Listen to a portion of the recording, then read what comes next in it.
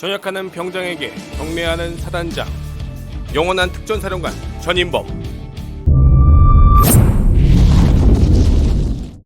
전인범 장군은 1958년 서울시 출신으로 경기고등학교를 졸업하고 1977년 육사 37기로 입교. 당시 육사 37기에는 박정희 대통령의 아들 박지만 씨가 동기로 함께 입교했습니다. 당시 육사 37기는 대통령의 아들이 있어 미운 털이 박힌 기수로 36기 선배들에게 37기가 미움을 받았는데요. 본래 육군사관학교 생도 학년이 올라갈수록 조금씩 풀어주며 후배 기수들 앞에서 교육할 수 있게끔 체면을 챙겨주는데 워낙 미운 털이 박혀 기가 살지 못했던 37기. 그러나 당시 전인범 생도가 37기 선봉장으로 후배들을 교육해 별명이 잔인범이었다고 합니다.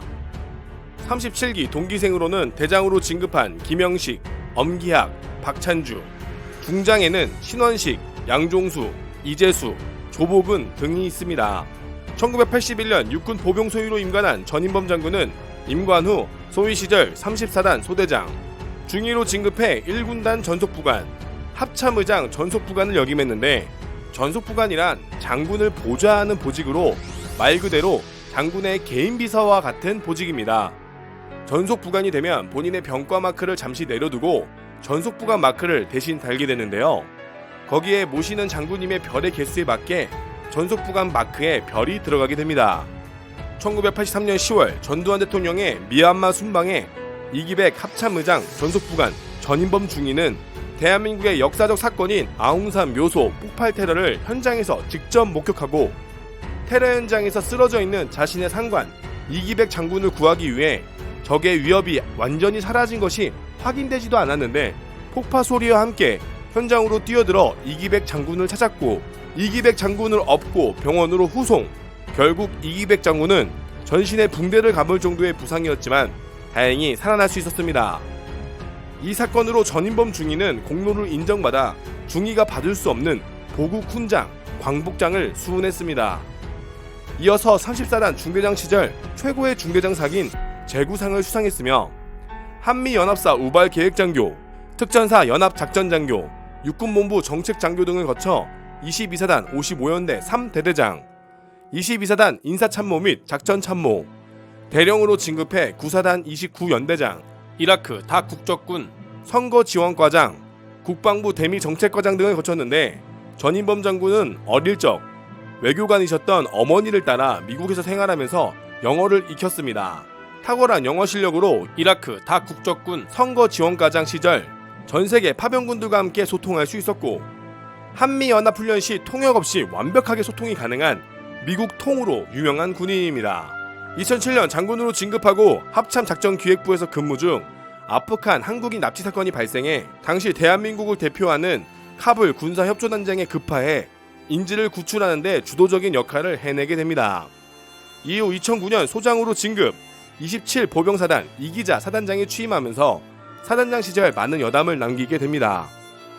사단장 시절 전역하는 장병들을 모아 내가 너희들에게 해줄 것은 없고 장군 경례나 받고 전역하라며 사단장이 직접 약 2년간 군생활을 한 병장에게 감사의 표시로 경례해주며 자긍심을 주었고 겨울철 제설작전에서 사단장이 직접 넉가래를 들고 함께하는 모습, 다른 장군들과 다르게 병사들과 같은 이기자 컷이라는 짧은 머리로 솔선수범하는 모습을 보인 레전드 사단장으로 유명합니다. 평소 전인범 장군이 생각하는 리더십은 아랫사람에게 지시하는 게 아니라 자기가 먼저 하면 그걸 따르지 않는 부하가 없다는 것이 그의 리더십이며 존경받는 군인이 되는 법이라 생각했기에 지시보다 말없이 먼저 행동함으로써 부하를 움직이게 하는 리더십을 지닌 덕장이었습니다.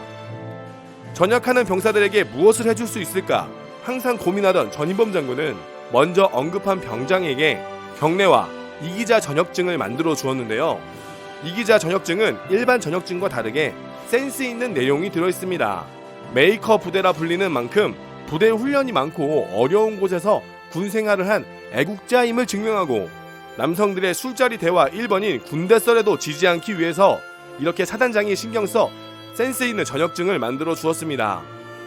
사단장 시절 병사들의 보급 실내화가 매번 찢어지거나 분실하게 되면 재보급이 나오는데 상당히 오랜 시간이 걸리고 PX에 판매하는 것이 싸제품이라며 병사들 간의 사용을 금지하는 문화가 있어 불만이 있었던 전인범 사단장은 27사단의 군수사령관이 방문했을 당시 슬리퍼를 입에 물고 사단의 추가 보급과 슬리퍼 교체를 요구하는 시위를 벌여 당시 3,000켤레의 슬리퍼를 추가 보급받고 훗날 아다만티움 슬리퍼로 교체되는 역할을 하는 일화가 있었습니다.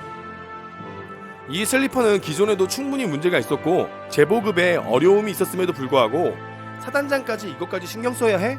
라는 생각에서 병사들의 슬리퍼 하나까지 신경 쓰는 지휘관의 자세를 볼 수 있는 사례입니다.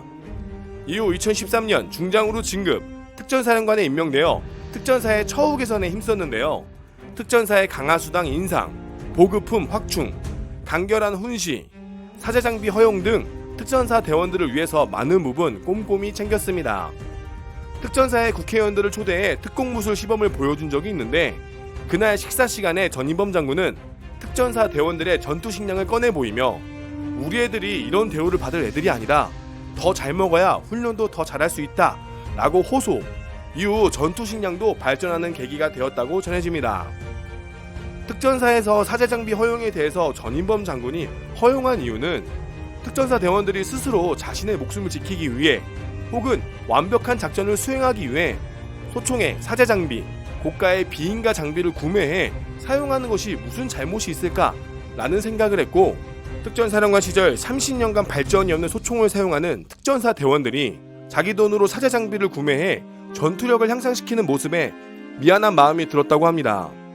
자신이 직접 사줘야 되는데 전 인원을 그렇게 할 수는 없고 군에서 원칙이 어긋나지만 사제장비를 인정해 주었고 그 결과 특전사 대원들은 대환영, 일부 예비역 특전사들은 전인범 사령관이 계속 있었다면 본인도 전역하지 않았을 것이라는 이야기가 나올 정도로 특전사 대원들에게 엄청난 신망을 얻었습니다. 특전사의 르네상스 시대를 만들었다는 호평을 받은 전인범 사령관은 특전사를 떠나 이임식 당시 특전 대원들이 기마를 태워 배웅하고 팻말을 만드는 등 전인범 특전사령관이 떠나는 자리를 아쉬워하는 모습을 보였습니다. 이후 1야전군 부사령관으로 영전, 2016년 전역식을 특전사령부에서 실시하면서 약 35년간의 군생활을 마무리하게 됩니다. 전인범 장군에 대해서 13공 수여단 훈련사고로 2명이 순직한 것에 대해서 지휘 책임을 이야기하는 사람들이 있는데요.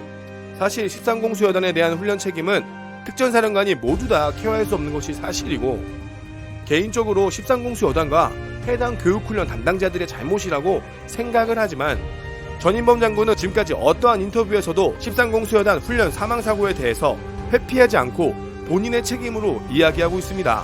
병장에게 경례하는 사단장, 말없이 스스로 먼저 보여주는 리더, 적진에 싸우는 부하를 가장 먼저 생각하는 진짜 참군인 전인범. 앞으로도 진짜 참군인 전인범 장군의 멋진 활동을 기대하겠습니다.